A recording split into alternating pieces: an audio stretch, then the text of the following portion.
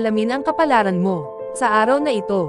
Pang-araw-araw na horoscope October 18, 2023. Aries, maaaring magkaroon ng tendency ngayon na tumuon sa kung ano ang hindi gumagana kaysa sa kung ano ang nasa iyong mga relasyon sa mga spot ngayon, mahal na Aries. Ang mga pagkakaiba sa opinyon ay maaaring tungkol sa balanse, paggawa ng bahagi ng isa, at pagtrato sa isa't isa ng pantay. May isang malakas na tendensya para sa mga tao na magsalita ng mga error sa syntax o mga salita na ipinahayag sa halip na ang kahulugan sa likod ng mga ito, na maaaring humantong sa mga salungatan. Layunin na gawin ang iyong bahagi upang maiwasan ang hindi pagkakaunawaan. Ang isang posibleng dilema ay nangyayari kung gusto mong maging produktibo ngunit nahihirapan kang mag-concentrate dahil sa emosyonal o panlipunang mga alalahanin. Sa ilang mga lawak, ang pagtingin sa mga hindi gumaganang elemento ng iyong mga relasyon ay maaaring makatulong, ngunit kung ito ay kinuha ng masyadong malayo, ito ay nagiging kontraproduktibo. Sa isip, mula sa mga maliliit na pagkabigo ay maaaring magkaroon ng magagandang bagong insight. Lumipat ang buwan sa iyong sektor ng espiritu at pakikipagsapalaran sa ibang pagkakataon ngayon, na pumupukaw ng pagnanais na mawala sa iyong sarili at mas mabibigat na emosyon. Lucky number for the day, 3. Lucky colors for the day, violet at red. Taurus, mapapabuti mo ang labis na pag-asa sa iba o mga pangyayari kung papayagan mo sila ngayon, mahal na Taurus. Go light kung kaya mo. Maaaring mas mahusay na tingnan ang mga social blunder bilang mga simpleng pagkakamali at maging isa na nakatuon sa positibo ngayon. Gayunpaman, maaaring mahirap mag-concentrate sa mga sosyal o romantikong problema sa utak, at maaaring maging mahirap na makihalubilo o mag-enjoy sa iyong sarili kung napapabayaan mo ang trabaho na sa tingin mo ay kailangang gawin. Pabilisin ang iyong sarili ngayon, at gawin ang mga bagay ng paisa-isa para sa pinakamahusay na mga resulta. Iwasang ilagay sa puso ang mga disconnect sa isip sa iba ngayon, dahil malamang na hindi pansamantalang nasa parehong pahina ang isip at puso. Ang paglipat ng buwan sa iyong solar na ikawalong bahay sa ibang pagkakataon ngayong araw ay itutuon ang iyong pansin sa mas malalim na mga bagay at maaaring magbunyag ng isang pagnanais na hindi mo pinansin o hindi napapansin. Lucky number for the day, 5. Lucky colors for the day, white at gray. Gemini, sa iyong pinuno, Mercury, sa mga maliliit na mapaghamong aspeto ngayon, mahal na Gemini, maaari kang makaramdam ng kaunting pagkabalisa, lalo na habang sinusubukan mong punan ang iyong mga pangangailangan para sa seguridad at kaguluhan ng sabay-sabay. Minsan, ang isang sintomas ng panloob na kaguluhan ay isang ugali na mag-focus ng labis sa paggawa ng mga pagbabago sa tahanan na hindi naman produktibo. Ang isa pang posibleng senyales ay ang pagnanais na makatakas sa mga nakagawiyang gawain sa tuwing magagawa. Gayunpaman, nagpapahayag ka ng panloob na kawalang kasiyahan ngayon, maaaring ito ang panahon na nangangati kang gumawa ng ibang bagay ngunit nahihirapan kang isipin kung ano ang gusto mong baguhin. Maaari ring magkaroon ng problema sa pakikipag-usap mula sa puso, na maaaring humantong sa hindi pagkakaunawaan. Bagamat maaari kang maging nasa sabik na ibahagi ang iyong mga ideya, ang mga tao ay maaaring maging sensitibo ngayon, at napakadaling kuskusin ang isang tao sa maling paraan. Iwasan ang mga pagpapasya sa pamimili at subukang manatili sa sandaling ito. Ang buwan ay lilipat sa iyong sektor ng pakikipagsosyo sa ibang pagkakataon ngayon, at maaari nitong pasiglahin ang pagnanais para sa mabuting kumpanya. Lucky number for the day, 2. Lucky colors for the day, brown at yellow. Cancer, ang mga transit ngayon ay hindi perpekto para sa makatutuhanang pag-iisip at pakikipag-usap, mahal na Cancer, dahil ang mga linya ay tumatawid, at maaaring may pakiramdam na ang isang tao ay hindi tapat. Ito ay maaaring isang disconnect lamang sa pagitan ng puso at isip at wala ng iba pa. Ang pakikitungo sa iba na hindi sigurado sa kanilang sarili ay maaaring nakakabigo, dahil maaaring magkaroon ng hindi pagkakaunawaan. Subukang huwag mag-overthink, at habang lumilipas ang araw, gumugol ng ilang oras sa mas walang kabuluhan, mga aktibidad na nakakapagpalinas ng isip upang makapag-detox. Layunin na maging mas may kamalayan sa sarili ngayon sa halip na habulin ang isang salpok o biglaang pagnanais. Sa ibang pagkakataon ngayon, ang buwan ay lilipat sa iyong trabaho at sektor ng kalusugan, at naghahanap ka upang ituwid o ayusin ang isang bahagi ng iyong buhay. Lucky number for the day, 5. Lucky colors for the day, black at red. Leo, Abangan ang posibilidad na pagdudahan ang katapatan ng iba o magbasa ng labis sa mga sitwasyon ngayon, mahal na Leo. Maaaring hindi malinaw na ipahayag ng mga tao ang kanilang sarili, at maaaring magkaroon ng pangkalahatang disconnect sa pagitan ng isip at puso, kaya layuning lampasan ang mas maliliit na problema. Maaari kang maging masigasig ngayon, ngunit hindi ka palaging kumukonekta ng maayos sa iba. Ang nervyos na tensyon ay maaaring makapagpatuloy sa iyo, ngunit maaari kang mabilis na masunog kung ikaw ay nakasakay dito.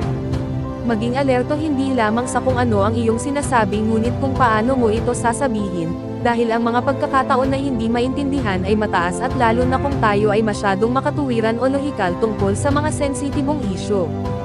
Sa ibang pagkakataon ngayon, ang buwan ay lilipat sa iyong sektor ng libangan at pagkamalikhain, na pumupukaw ng higit na pangangailangang magsaya sa iyong sarili. Lumalabas ka sa iyong shell at pinapayagan ang iyong sarili ng kaunting saya. Lucky number for the day, 4. Lucky colors for the day, pink at yellow. Virgo, maaaring magkaroon ng kaunting ulap na pumapalibot sa mga kritikal na detalye ng mga praktikal na bagay ngayon, mahal na Virgo, kahit na sa pangkalahatan ay nagbibigay ng lakas para sa mga gawaing ito. Ito ay pansamantala, ang mga pagtatangkang pag-usapan ang mga problema sa isang relasyon o matamis na pag-uusap ay maaaring masira. Maging alerto sa pagharap sa paraang madaling ma-misinterpret, gaya ng paggamit ng sobrang rasyonal na tono kapag nagsasalita tungkol sa emosyonal o sensitibong mga bagay. Gayunpaman, hindi mo maaaring pasayahin ang lahat, kaya gawin ang iyong bahagi at huwag mag-alala sa kabila ng puntong iyon. Pinakamainam na manatiling malinaw kung kailangan mong makipag-usap ng isang bagay na mahalaga. Ngayong araw, ang paglipat ng buwan sa iyong tahanan at sektor ng pamilya ay maaaring magdulot ng pagnanais na pugad, alagaan, o magpahinga. Magsisimula kang manabik ng mas pamilyar na mga aktibidad, koneksyon, at kapaligiran. Lucky number for the day, 7. Lucky colors for the day, blue at white. Libra, may tendensyang isipin ang nakaraan o ipahayag ang iyong sarili ng may pagtatanggol sa mga lugar ngayon, mahal na Libra. Maaaring nahihirapan kang mag-focus, at kung gayon, layuning gamitin ang oras na ito para mag-decompress. Napakadaling magambala, at ang iyong isip ay maaaring gumala. Ang mga susunod na linggo ay tungkol sa iyo pagkatapos ng isang kamakailang eclipse sa iyong sign, at maaari mong pakiramdam ngayon ay isang hump day. Maaari kang maging nangangati na gumawa ng bago o upang ipahayag ang iyong sarili sa iba't ibang paraan, ngunit maaaring hindi mo alam kung ano ang gusto mong ipahayag o kung paano mo ito gagawin sa ngayon. Maaaring mayroong hypersensitivity sa mga salitang ipinahayag o hindi ipinahayag. Kung lalapit ka sa isang bagay sa isang partikular na makatuwiran o lohikal na paraan, na isang hilig ngayon, maaaring hindi makuha ng mga tao ang pakiramdam sa likod ng sinusubukan mong sabihin. Maging matyaga. Lucky number for the day, 2. Lucky colors for the day, maroon at pink. Scorpio, ang buwan ay nasa iyong tanda hanggang sa susunod na araw, mahal na Scorpio. Ginagawa itong isang magandang panahon para sa pag-aalaga sa iyong sarili at pag-aalaga sa iyong emosyonal na mga pangangailangan. Gayunpaman, maaari mong labanan ang magkasalungat na mga pagnanasa, at maaaring maging mahirap na pasayahin pareho ang iyong pangangailangan para sa ilang antas ng pag-withdraw at time-out at ang iyong pangangailangan para sa kumpanya o mga pangangailangan ng isang kaibigan. Iwasang ma-stress sa maliliit na bagay. Subukang huwag sabihin ang unang bagay na pumapasok sa iyong isip sa ngayon. Sa halip, malamang na mas mahusay na ayusin ang iyong mga iniisip o isulat ang mga ito.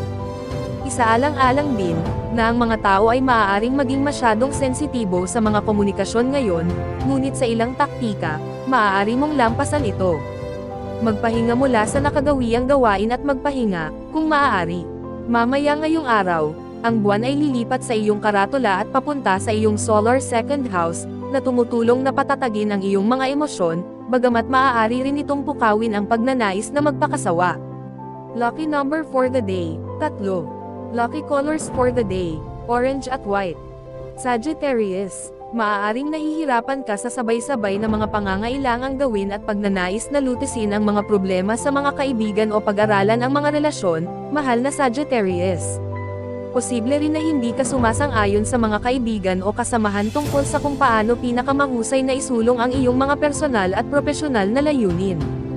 Huminga sa mga hindi pagkakasundo at panatilihin ang isang profesional na saloobin kung ito ay kinakailangan sa iyo. Tiyak, maaari kang maging sensitibo sa mga bagay na nakapaligid sa iyong trabaho at reputasyon ngayon, ngunit malamang na gumawa ka rin ng higit pa sa mga bagay kaysa sa tunay na mga ito, kaya maghangad ng pananaw. Ngunit kung may nasaktang damdamin, ito ay maaaring magbukas ng mga lugar ng problema upang sila ay matugunan. Maaaring kailanganin ding lunukan ang iyong pride para sa kapakanan ng isang relasyon na gusto mong panatilihin. Lucky number for the day, 1. Lucky colors for the day, yellow and blue. Capricorn. Maaaring may ilang mga disconnect na dapat pamahalaan ngayon, mahal na Capricorn, ngunit walang bagay na hindi madaling hawakan, pangunahin sa pamamagitan ng pagbibigay sa iba ng benepisyo ng pagdududa. Maaaring hindi ka nasisiyahan sa kung paano kasalukuyang organisado ang iyong buhay, at ang pagtukoy kung saan magsisimulang ayusin ito ay maaaring maging mahirap. Ang labis na makatuwiran o lohikal na diskarte sa isang sensitibong bagay ay dapat na iwasan. Pinakamainam na obserbahan at tandaan ang mga ideyang darating sa iyo at maghintay bago gumawa ng mga conclusion o panghuling desisyon. Ang mga bagay na wala sa lugar ay maaaring nakakainis lalo na sa mga maliliit na aspeto ngayon.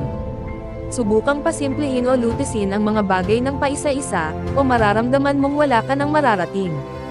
Sa ibang pagkakataon ngayon, lumipat ang buwan sa iyong sektor ng privacy, na nagmumungkahi ng pangangailangan para sa ilang oras sa labas, mga aktibidad sa pagpapagaling, at mga sandali upang magmuni-muni at mangarap. Lucky number for the day, 6. Lucky colors for the day, violet at red. Aquarius. Bagamat malamang na kailangan mong harapin ang magkahalong mga mensahe at kaunting iritasyon o pagkaantala ngayon, ito ay hindi mo kayang hawakan, mahal na Aquarius. Huwag mag-alala kung ang mga solusyon sa mga problema ay hindi agad nakikita, ang pasensya ay ang iyong matalik na kaibigan ngayon. I-wind ang iyong sarili kung nahihirapan ka sa mga walang kabuluhang bagay. Panoorin ang paglalapat ng labis na katwiran sa isang personal o sensitibong paksa.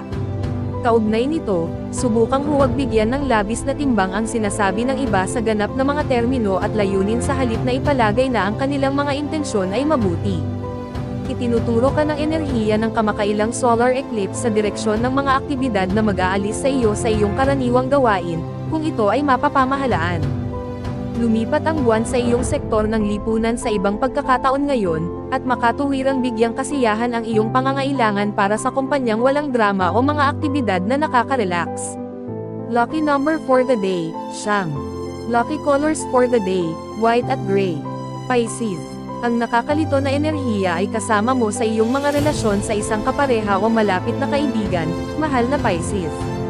Gayunpaman, sa kaunting dagdag na pag-iisip sa kung paano binabanggit ang mga tanong at ang tono ng mga pag-uusap, ang buhay ay may posibilidad na maging maayos. Ang pinakamatagumpay na relasyon ay nangyayari kapag ang bawat tao ay may nababaluktot na mga patakaran at mga allowance, at syempre, ito ay kailangang mangyari sa parehong paraan. Layunin ang kasiyahan at hayaan ang ilang kalabuan. Sa kaunting pasensya, babalik sa normal ang mga bagay. Maaari kang magpasya sa isang soft sell na diskarte ngayon, dahil ang kahinahunan ay ang paraan upang pumunta. Lumipat ang buwan sa iyong profesional na sektor sa ibang pagkakataon ngayon, at mas nakatuon ka sa layunin, na comfortable sa isang pangkalahatang plano. Lucky number for the day, 7. Lucky colors for the day, green at pink. Special shout out to the following. Special shout out kay Sir Marlon Kerpez. Thank you for watching, sir. Special shout out kay Ma'am Zenaida Saplio. Thank you for watching, ma'am. Special shout out kay Sir Marlon Ivig. Thank you for watching, sir. Kung gusto mo magpa-shoutout sa next video, comment na. Maraming salamat sa panonood, mga kapatid. Sanay nagustuhan nyo ang video na ito. Please don't forget to subscribe and hit the notification bell para updated kapag mayroon akong bagong video na upload. See you in my next video.